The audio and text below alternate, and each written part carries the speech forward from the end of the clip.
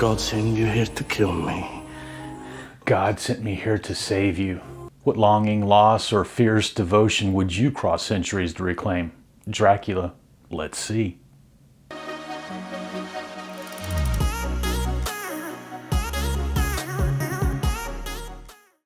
Hey, welcome back, movie fans. This week we got to see Dracula, and in this week's lineup we have, as director, Luke Besson, starring Caleb Landry Jones, Christopher Waltz, and Zoe Blue.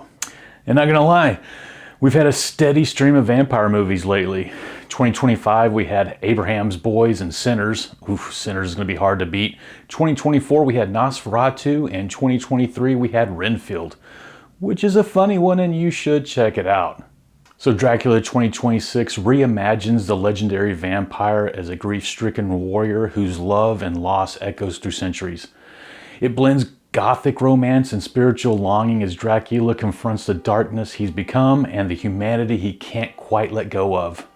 So this movie runs about 2 hours and 9 minutes, and a safe window for a potty time is around the 35-minute mark, where Jonathan wanders around the castle all alone. Plenty of time to take care of that business and get back to your seat before anything happens. This version leans heavily into love as a central force, especially the opening scenes. Ooh, it gets hot and steamy. Love isn't framed as romance alone, but it's a driving, consuming devotion. And of course, I'm going to bring up a quote. There was one that said, "Living without love is the worst disease, the film's clearest reflection on loneliness and longing." The opening scene carries a surprisingly Excalibur tone, mythic, dreamlike, and almost medieval.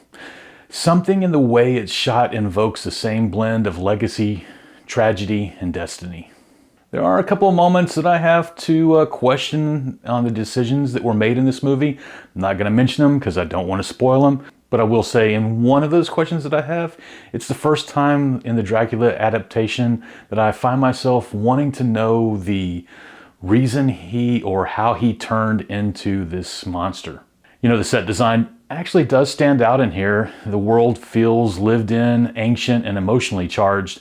The score generally enhances the emotional weight of the story for sure. The film taps into the idea of hope that drives someone to the ends of the world, and it brushes up against the idea of fighting not flesh and blood and hinting at a deeper spiritual or internal battle. The final fight scene does deliver, though. It's visually satisfying and does align with the story's emotional stakes.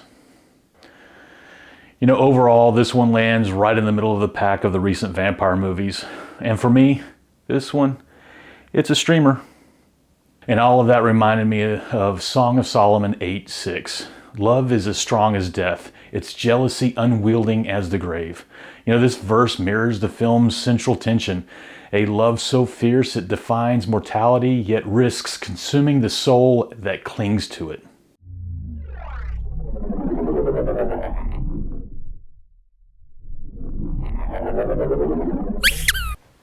Hey, did you know that Luke Besson wrote and directed this adaptation, shaping it as a tragic romance rather than a traditional horror film?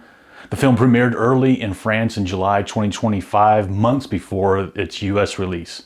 Dracula's design draws heavily on the 15th century Eastern European armor, grounding the character in historical warrior imagery. Now you know.